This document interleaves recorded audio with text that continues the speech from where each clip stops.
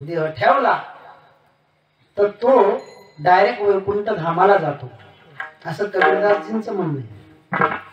आपण कुठे जातो हे मला माहिती, आता मीच स्वतः कुठे जाईन हे मला माहिती नाही, कारण क्या हुआ कर्म का पाप भोगना ही पडेगा. फोटोवर लिहिलेलं असतं, कोणी लिहितं कैलासवासी, कोणी लिहितं वैकुंठवासी, नरकवासी, कोणी लिहित नाही, पण तिथे गेल्याशिवाय बी राहत नाही. विठ्ठला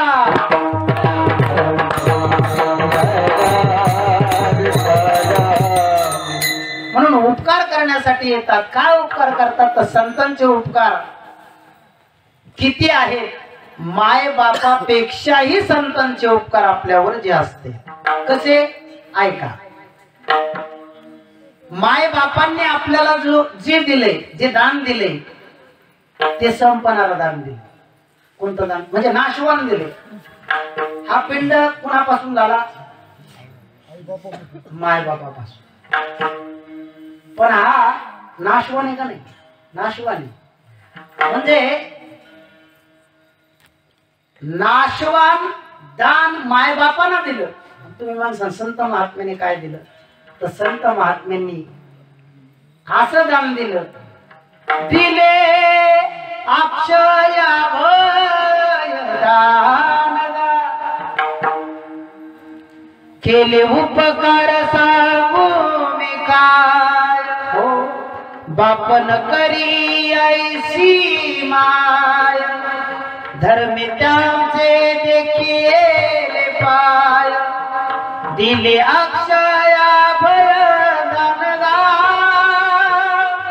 केले उपकार सांगू मी काय, त्यांचे उपकार मी काय सांगू. म्हणून संत महात्मे या ठिकाणी उपकारासाठी येतात. येथे उपकारासाठी आले घर जा वैकुंठी.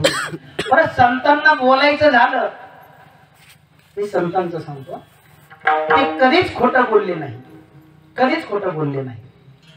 आणि नेहमी सतत आपल्या देहाविषयी ते उदास राहिले. आता या अभंगाचं तिसरं चरण जे आहे त्याच्यामध्ये थोडीशी गंमत आहे. गंमत अशी आहे, अभंगाचं चरण असं आहे पहा, सरळ जर म्हणलं तर अर्थ लागत नाही. लटिके वचन नाही देही उदासीन. म्हणजे संत, आता सरळ अर्थ लावला तर असा होतो की संत खोटं बोलतात आणि देहावर उदास राहत नाही, असा त्याचा अर्थ लागतो. बरेचसे अभंग आहेत, पण सांगून वेळ घेत नाही. पण याचा अर्थ लावित असताना स्वानंद सुख निवासी गुरुवारी विठ्ठल बाबा सांगायचे, लटिके वचन नाही, नाही पूर्वार्धामध्ये घ्यायचं.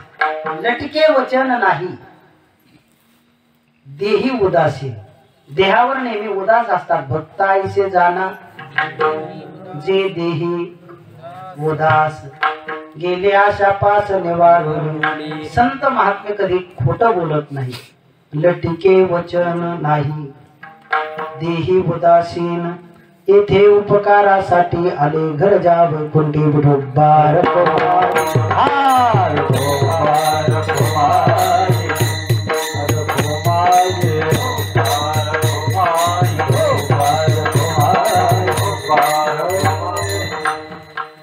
धन्य ते संसारी दयावंत जे अंतरी, येथे उपकारासाठी आले घर जा वैकुंठी. विठ्ठला विठ्ठला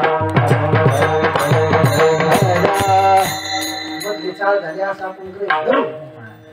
आणि एक 10 मिनिटांमध्ये मी थांबणार आहे. आता ओव्हर टाइम केल्यासारखं झाले, यांनी लवकर सुरू केलं नाही ना. 9 वाजता मी बोलायला सुरुवात केली, 9 वाजून 3 मिनिटं. म्हणून ज्यांच्या अंतःकरणामध्ये दया आहे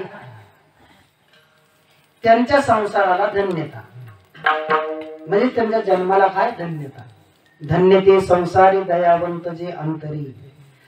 मग जे ज्यांच्या अंतःकरणामध्ये दया होत पोत भरलेली ते राहतात कुठे, मुळात वैकुंठात राहतात, अद्वैत स्थितीला राहतात. पण तुमच्या आमच्यासाठी द्वैतात येतात. कशासाठी येतात, ते इथे उपकारासाठी आले घर जा वैकुंठी. इथं आल्याच्या नंतर आमच्यासारखे समाजाला खोटं बोलत नाही, सत्य बोलतात. कुणाचं बोलल्याच्या नंतर कुणाचं अंतःकरण दुखेल का, असं संत कधी बोलत नाही. म्हणून बरेचसे प्रमाण देता येते, पण प्रमाण देऊन वेळ घेत नाही आणि देहावर उदास असतात.